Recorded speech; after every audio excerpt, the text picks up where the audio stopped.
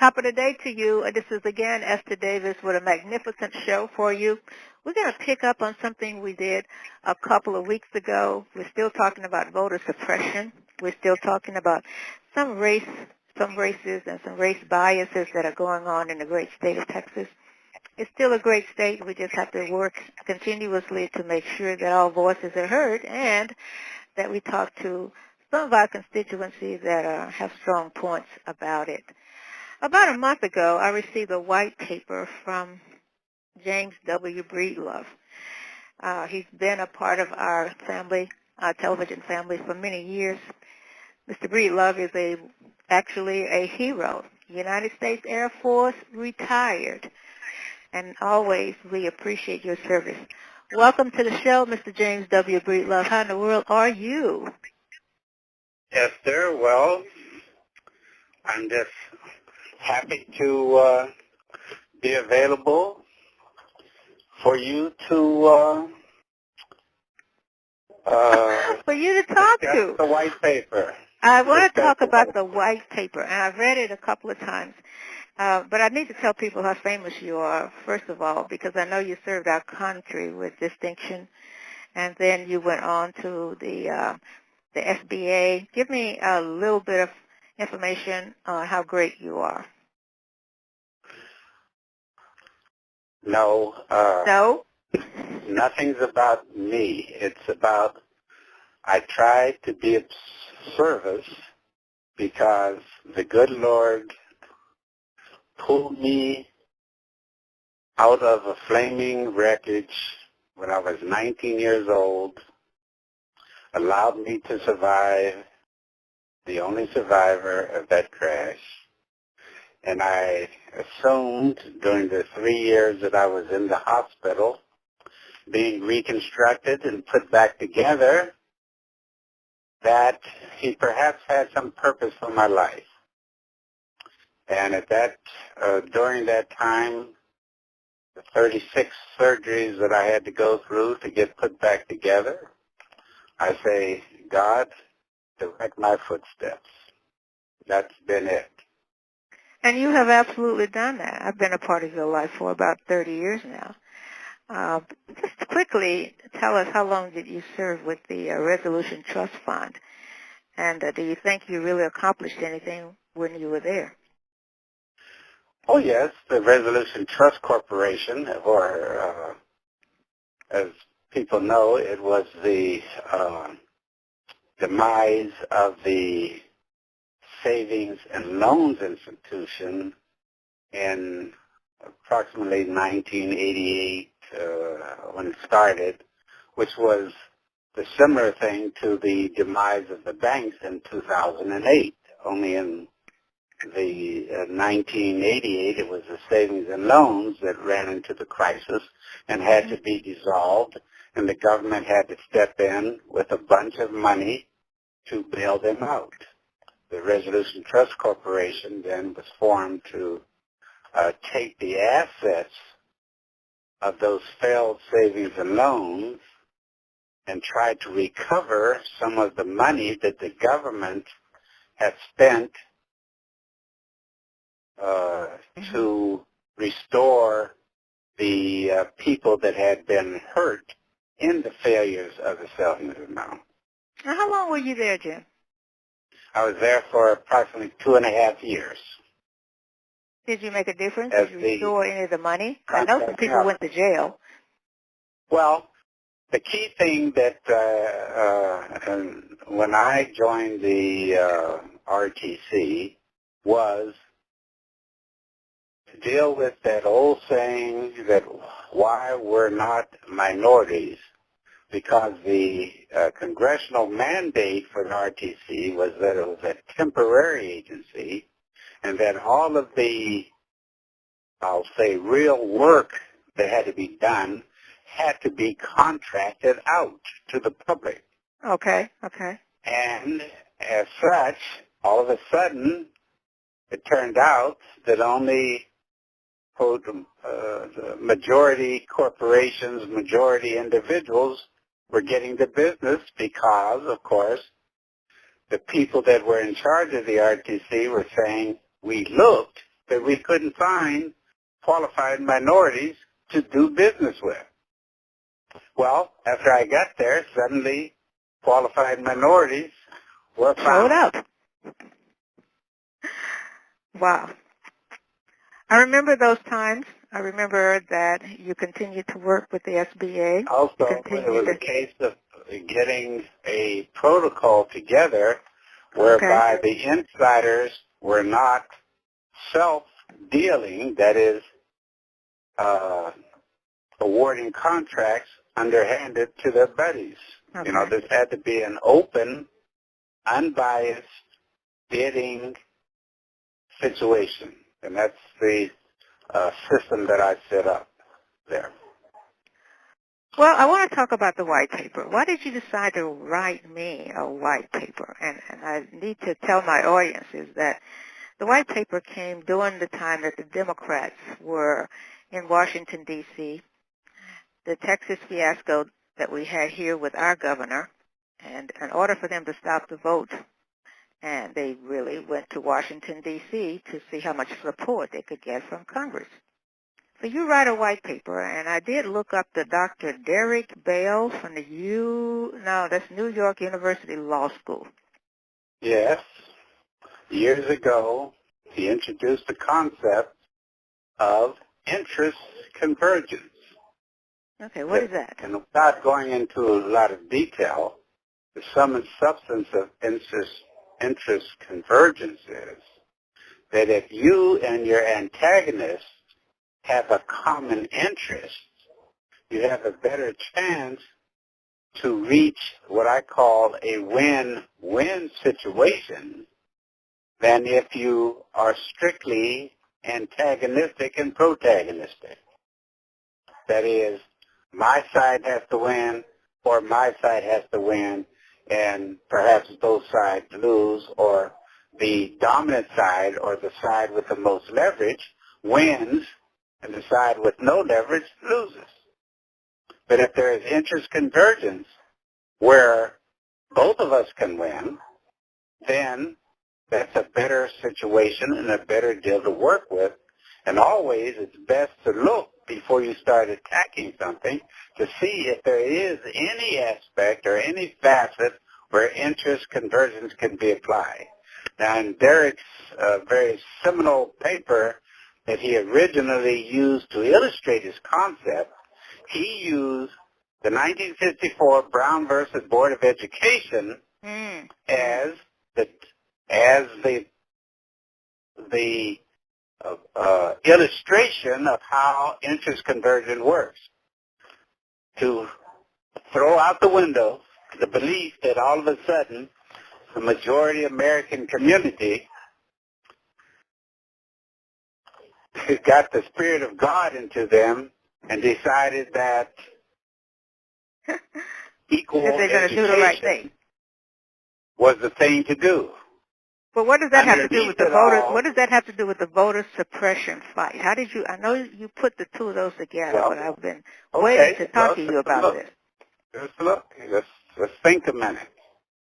The voter suppression bill, very much like the segregated school situation, where the majority was saying, "Hey, we control, we make the decisions about things, no matter how it affects you." Well, the voter suppression bill, so to speak, has the same kind of connotation. So when you strictly react to it on the basis, oh, I'm a black person, or I'm a minority, and I'm being oppressed, or I'm being offended, or I'm being denied my rights, it kind of falls on deaf ears with the decision makers. But I say if you can look for a way that an interest convergence facet can be brought to the party, then you may not win, but you tip the odds a little more in your favor. And in this case, I said, looking at the kinds of things that the voter suppression bill was addressing, like drive-through voting, the mail-in ballots changes, the IDs for mail-in voting, the poll watcher aspects, the penalties that if you assisted voters in their voting because they were either old or slightly disabled or any of that kind of thing. Okay. Well, yes, it has a component where minorities might be affected. But if you study it, say drive-through voting. Just take one, for example. Drive-through voting are not a lot of poor or aged white people benefited by being able to drive through voting instead of having to walk into a voting situation? Yeah, you Why mentioned not that twice in educate your them white and paper. say, you are, hey, you're being affected. This isn't just a black issue. It's an American issue denying the baseline undergirding democratic principle of a right to have easy access, not just the right to vote, but the best access to voting that you can. So white folks, you're being affected also by this drive-through restriction. And the rest of the voting suppression that they have been Well, talking about. take each point, each point. In fact, when you look at the numbers, and if you go down and take the time to research and go through the Census Bureau data to see which of those census tracts have the kind of people that would be a voter, that is aged, poor, lack of transportation, you will have by numbers many, many more white people who will be denied either equal access, good access, easy access, or it's making it more difficult for them to vote than you do black people. So instead of making this a minority issue, make it a white issue and have the white fight your battle. They have the resources. My guest The is governors James each of the W. states. Breedlove. Hold on just a second, Jim. And we're talking about voter suppression. We're talking about the Democratic Party and how they handled the last fight. Because Mr. Breedlove wrote a white paper to our show, and he was disagreeing with the way that the Democrats handled their last episode. The strategy or the Their lack of strategy, an okay. elegant strategy or a best strategy. Any army works best if they have a good strategy before they don't just run out and just start charging just by virtue of numbers into the battle. They have a strategy if they're going to be effective and efficient. So what should the Democrats have done? Just what I said. Sat Form a down strategy, and get a plan, and then what? prepared their strategy and then implemented that strategy instead of just reacting. Now, the reaction where the main concern was, it wasn't to stop the vote here in Texas. They just postponed it. So what did you gain by just postponing it? What The do you think they got? inevitable conclusion came. They went and passed it anyway. So back to the interest convergence, the one that was written by Dr. Derek Bell that you referred to in your paper, in your white paper. What did they, I know they didn't do the right thing by getting together. What was the public was supposed to do? Or did the public have a part of this? Well, the public, yes, you garnered a whole lot of marches, you garnered a whole lot of protest movements, but you never had I never did hear a message out of the movement when you had a chance to go to the microphone, when you had a chance to go on TV. I never did hear a message that says, white folks, this is your problem. Oh, okay. You're going to be denied the basic right to vote.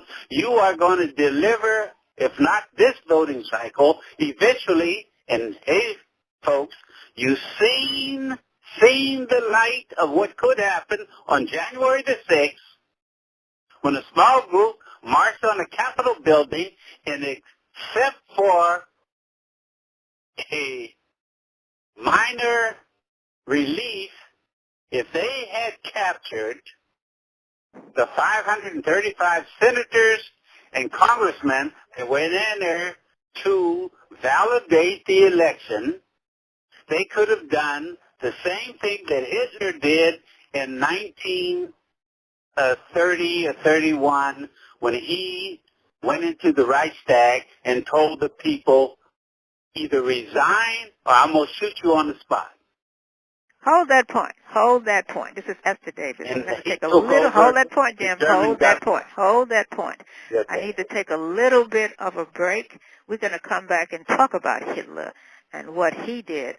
That is, and the reason we're talking about the white paper, and my guest is James W. Breedlove, United States Air Force retired. Don't go away. I'll be back in 60 seconds.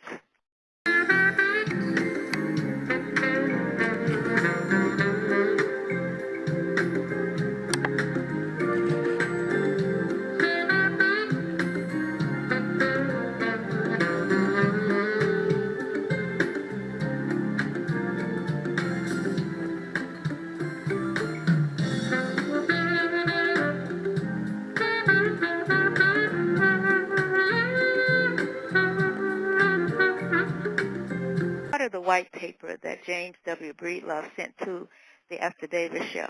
Are you still with us, Jim? Yes, ma'am. Well, thank you so much. Thank you so much. You were telling us about what happened with Hitler in 1930, what again? Approximately 32 when he became the chancellor and eventually took over as the dictator of Germany. That's how, now, in 3 days, he accomplished, of course, he laid the groundwork for almost 10 years prior to get the forces together to do that. But when the time came to strike, and he went in and basically told the equivalent of the German legislature and the German Supreme Court to resign or get killed. They resigned. Wow. And he declared himself the absolute. Of course, he promised within 6 months or so we're going to have nice, fair elections. But when it came time to do the elections, he declared there was no need for it because he was the legislature, he was the Supreme Court, and he was the supreme decision maker of Germany. And he we saw declared what happened himself there. the dictator. Well, I said. Wow. So, well, he called himself the Führer. The Führer. Okay. Now, so the same thing could have happened on January the 6th. Do you honestly believe that? Well, why not? Why does America think that only third world countries or some foreign countries are the only ones that can have a coup d'etat? Well, I had to ask the question. I mean, I absolutely had to, because we don't believe that. Americans, yes, you're right. anywhere. Americans do not believe that. Okay. Well, look at your history in the United States and how many times armed insurrections came up and essentially denied the government, and the federal government stood by and said, go ahead and do what you want to do in the South. Wow. Wow. How many times did it happen? And It happened quite a few times. Quite a few times. And it happened at the national level because one of your most famous presidential elections was decided on that basis when it had to go to Congress. So, it says, we will stay out the way if you let us have our man get elected as president. And that's how the South got to run rampant and make the Jim Crow laws and all of the how many beans in the jar before you can vote and all of those kind of things. We don't know our history. That's how it happened, because the lack of effective central government control over the so-called democratic principles that have been laid down in the Constitution and the Bill of Rights. It could just as easily be said, these are null and void by somebody. And that's exactly what Trump was trying to do. Ooh. These are null and void. And all it takes is somebody who goes in and essentially has that kind of effect. And let me tell you, it came with a blink of an eye there on January the 6th. But yeah, it did, because we were not expecting that at all. Well, that's what a coup d'etat is. If you expect it, you will prevent it. That's why the president of Haiti is dead. See? Because it wasn't expecting it. Now, wait a That's what minute. all coup d'etats Are you are. connecting the January 6th to the death of Haiti? What are your thoughts about that? Or you No, just I'm threw just that saying. It's in? Okay. another example of what can happen when you don't honor God. Democracy is never a given. It has to be protected all the time. It's always Is that on a a form of quiver military? because Is that a military man talking, or is that just a historian? no, that is a history lesson to go back through your history. The rise and fall of every country. You take it from Rome, Greece, England, France, Spain, any of them. When they got complacent about the kind of government they had, there's a force that's basically looking over your fence saying, I want something different.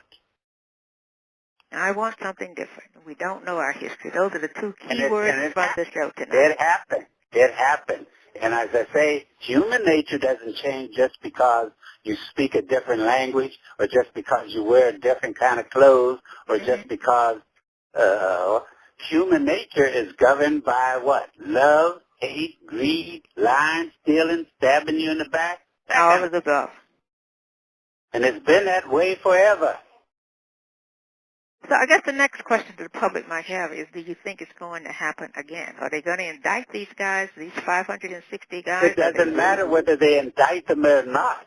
It's always laying in the underground fomenting. It's why you always have to be on your guard. That's why right here, then a little micro example, 20 years in Afghanistan, you go in, America, going to change something, and 20 years later, you got to end up with the same dynamic that existed when you went into the change. And yet, $1 trillion later, you didn't do one bit of change. Yeah, that's a very interesting point. I need to ask you about this because we spent all of that money for 20 years. Do you think, was the intelligence reports to the president incorrect? What happened? Because you're right, absolutely nothing has changed. I agree that we can't go into a country and just take over because we're not part of that country. But we spent all of this money. Well, not only not part of the country, but why do you have such an ego that you think you can impose something on you that for thousands of years they've already been doing? And they have the patience to wait. 20 years to them wasn't nothing. They had and the yet patience. you expend trillions of dollars. They had the patience to wait. And now they're not only 20 years later, they're better off, they're stronger at your expense. James W. They now Breedlove.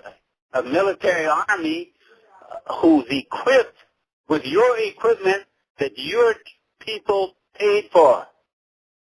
Absolutely. I'm so happy to hear you say that. I got to ask you one more point on the white paper. We're talking about the Truth Clinic from James W. Breedlove. He made a comment about truth to power, using interest convergence and social realism where applicable opens up room for more creative solutions. What creative solutions did we get out of the Democrats going to Washington, D.C.?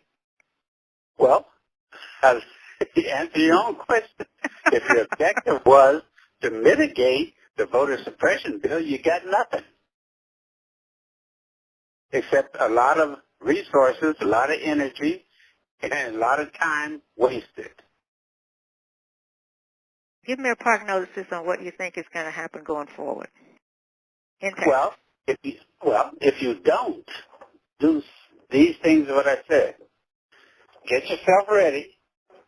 If you're first, get a common understanding for all of the groups, that is, the high-level leadership down to the foot soldiers on the ground. Okay. And all of the mechanisms that you have, whether it's the churches, whether it's the civil rights organizations, whether it's the local organizations, or whoever those are, to get the message out. To speak that we're speaking as Americans, not black Americans who are being oppressed, but as Americans who are defending the fundamental right of voting for all. And hey, especially white people, you are being impacted on each one of those points. Now, in the meantime, take those things that, for example, on a practical basis, on election day, whatever that is, you're going to have many people who say, I can't afford to take off from work because my job doesn't give you paid time off. Okay? Right. Okay. Now, you got time, folks. Get your rich folks that you're supporting, that you're putting on TV, that you're giving their awards to, that are doing so well. Get your rich churches right here in Dallas. And I just use these names. I don't mean them at any particular point. You got the TDJ. You got the you got the Freddie Haynes. You got the Evan all girls. those guys. You got the Freddie Haynes kind of people. Get those people to begin getting a war chest together so you can tell those people, when voting time comes, you take off, we're going to pay you for your time off, or see to it that you get the equivalent funds, for taking the time. Because the objective that has to be out, we are going to put the numbers out no matter what the voting bill says. If we only have 15 minutes to vote, we are going to still have the numbers out to beat the opposition. So on each case, if it's IDs that are necessary, then begin the research. Go around knocking to see that the registered voters in your area, different areas, get those precinct captains out. Do you have the right kind of ID? If not, you got a year or however many months to see to it that they get the IDs that they need. If you need poll watchers, get them identified that you're going to put intimidating poll watchers in place, just like you're fearing that Governor Abbott's going to put intimidating poll watchers in place. So you have your youth that we put Mama and them and Bubba and them in the Republican poll watching situation. I said do the same thing. Get ready for it. Now, voter assistance. Now they have certain restrictions on. Okay, find out what those restrictions are and get your assistance done before the voting season starts. You don't have to wait till the day of the assistance. That's the thing. So set your strategies to first identify, drill in. The objective is get the numbers out. Don't keep talking about he did this, he did that, she did that, he cut the hours. If he cut the hours down to 5 minutes, then get the 10,000 and 20,000 that was going to vote, get them out in that 5-minute window. You heard it, America. You heard it, America. You heard it right here on the Esther Davis Show. Not only for a Texan, this is an American show, and I'm sure our network would make sure that we get it all in all of the places. Hey, by the way, will you come back on and talk to us again? I know you will. Anytime. I'm 90 years old. I can talk forever. Yes, and I know what I'm talking about from experience because I've done it. You have done it. Convergence works. It's worked for me personally, and I've seen it work for the groups that I was involved with when I was out there walking the pavement. Thank you so much, Mr. Breedlove. I always, as usual, enjoy talking to you. You always have a message, and you're passionate about that message, even at 90 years old. This is Esther Davis. I'll be right back with my final comments. Thank you, Mr. Breedlove. We'll talk to you really, really soon. Well, have a good evening. Thank you. Thank you.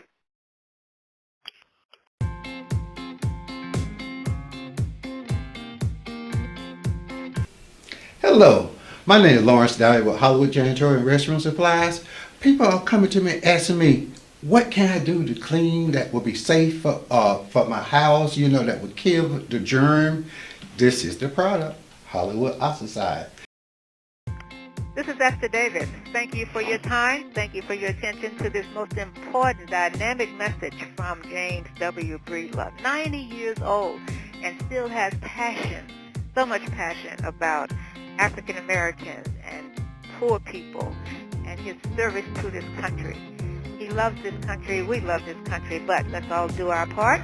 We'll see you next time, and in the meantime, you really are the greatest audience in the world. We'll see you next time.